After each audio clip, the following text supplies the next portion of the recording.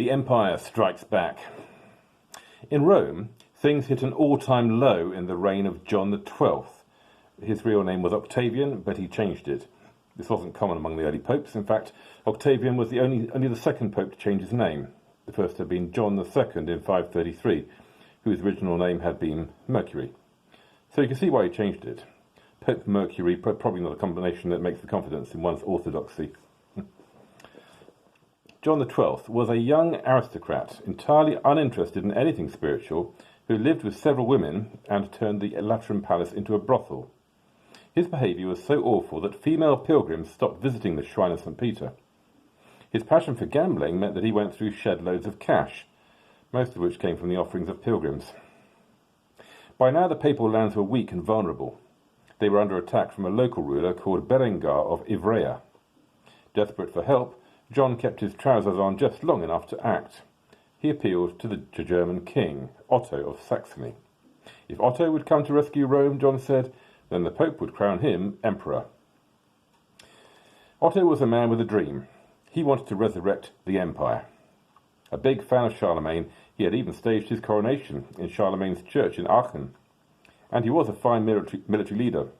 So, on receiving the Pope's offer, he travelled to Italy, defeated Berengar, and in January 962 was crowned by the Pope.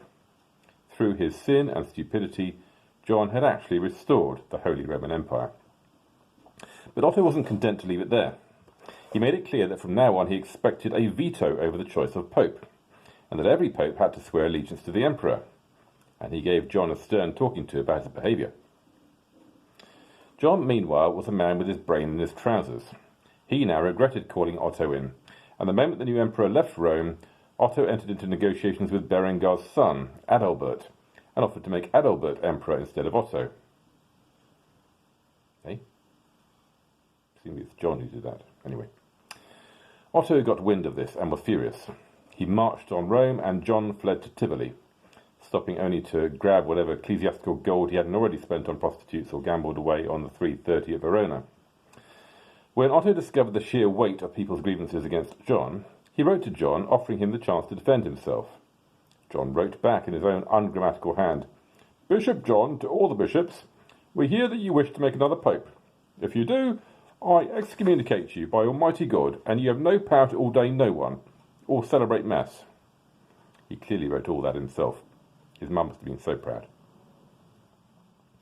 Otto ignored the note and did appoint a replacement pope, Leo, and then he left.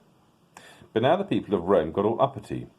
They hated John, but that didn't mean they wanted the German emperor sticking his nose in. John may have been a fornicating donkey of a pope, but he was their fornicating donkey of a pope. So they rebelled, and John found enough support to re-enter the city. Predictably, he took a horrible, vicious revenge on all those clerics who had spoken out to the emperor against him. The new Pope Leo was excommunicated and fled the city. But before Otto could return to the city, John died, either because of overexertion in bed, or because of revenge wrought by the husband of one of his mistresses. He was only in his mid-20s. Pope and anti-pope. From now on this became the pattern. The emperor would choose a pope, the Roman clergy and aristocracy tried to impose another one. These alternative pontiffs are known as antipopes. One imagines that if an antipope and a pope ever touched, the whole fabric of space-time would really unravel. Anyway, certainly working out who was and who wasn't a real pope in this period is a really bit of a hopeless task. The confusion is so intense that in the official list of all the popes called John, it hops from John the 15th to John the 17th. John the 16th is completely missing.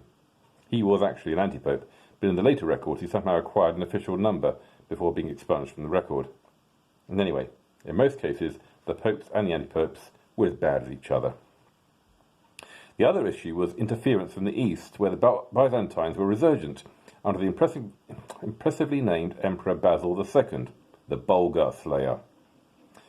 Otto I was succeeded by the imaginatively named Otto II, when in 983 the Byzantines managed to get a foothold in southern Italy. Otto II marched against them, but the Byzantines allied with the Saracens and demolished Otto's army. Otto was forced to swim for his life. Seriously weakened, he died from malaria at the age of just 28. He was buried in St. Peter's, the only emperor to be buried there. "Darling, you are wonderful," Meanwhile, in England, some monks were busily inventing the theatre. After the fall of Rome, classical theatre pretty much disappeared. A German nun called Hroswitha had adapted the ancient comedies of Terence to give them a more Christian spin, but they failed at the box office, partially because, well, there wasn't a box office.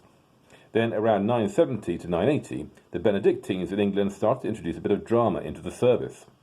At the Feast of Corpus Christi, a monk or monks playing the angel or angels would say, "Quem quaerititis?" Who do you seek? This would be answered by monks, presumably the ones with better legs, who were playing Mary or Marys. "Jesus of Nazareth, the crucified, O heavenly ones." Then the angel or angels would say, "He is not here, he is risen." Curtain. It's not exactly Hamlet, but it did lead in that direction, because the enaction of this simple scene was the beginning of a tradition of church-based drama. Eventually, these dramas moved outside the church and became the medieval mystery plays, with biblical scenes written by clerics and performed by the guilds. And that, in turn, led to Shakespeare and Marlowe and, well, the whole of Western theatre, in fact. Less artistically, and more worryingly, in 951, some monks in Winchester built the biggest organ in England.